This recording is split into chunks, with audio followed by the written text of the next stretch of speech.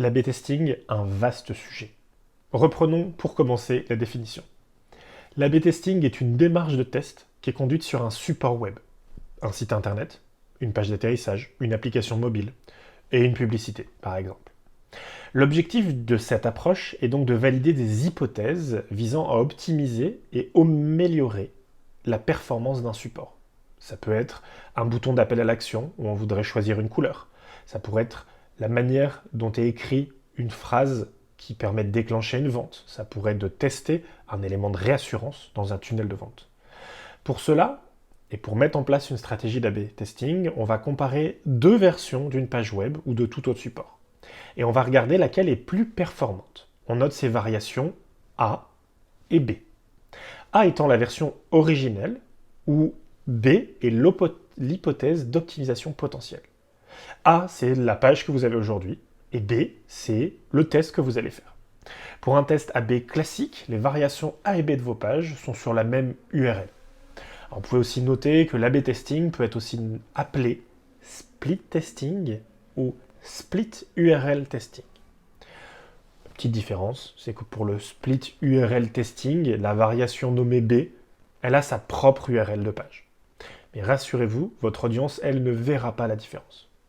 Alors si vous visionnez cette vidéo, c'est certainement parce que vous avez entendu parler de l'A/B testing et que vous vous demandez de quoi il s'agit. Alors on sait que la fidélisation client coûte moins cher et qu'elle génère un ROI plus important que l'acquisition d'un nouveau client. Pour l'A/B testing, c'est la même chose. Ça vous coûtera moins cher d'optimiser vos conversions que d'acquérir du trafic sur une page de votre site. Alors l'A/B testing vous permet un certain nombre de choses. D'en apprendre davantage sur vos visiteurs.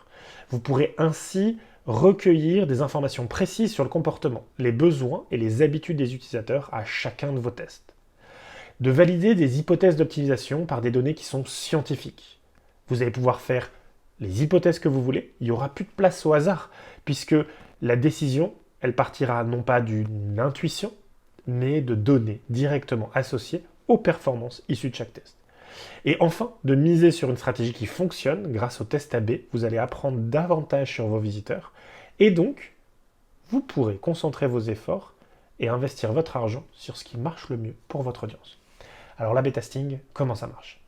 Le test A/B vous permet de comparer une page existante de votre site internet à une ou plusieurs variantes. Alors on peut parler d'un A/B testing avec 3 ou 4 tests différents, ça reste un A/B test, qui met en avant plusieurs hypothèses que vous souhaitez tester. Ainsi, les visiteurs de votre site sont répartis de manière égale et dirigés aléatoirement sur les différentes variantes de votre page. Si vous avez 4 variantes différentes, l'original plus 3, eh bien on va prendre 25% de votre trafic qu'on va envoyer sur la version B, 25% sur la D, etc. Le but est d'identifier la version la plus performante en fonction des objectifs que vous vous êtes fixés. Hyper important, on ne fait pas d'A/B test avant d'avoir émis une hypothèse et avant d'avoir défini comment on va pouvoir faire en sorte que cette hypothèse fonctionne.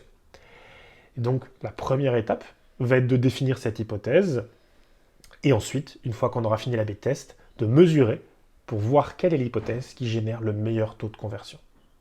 Alors pour apprendre à constituer des hypothèses A/B testing pertinentes, je vous invite à regarder la vidéo sur le sujet. A tout de suite.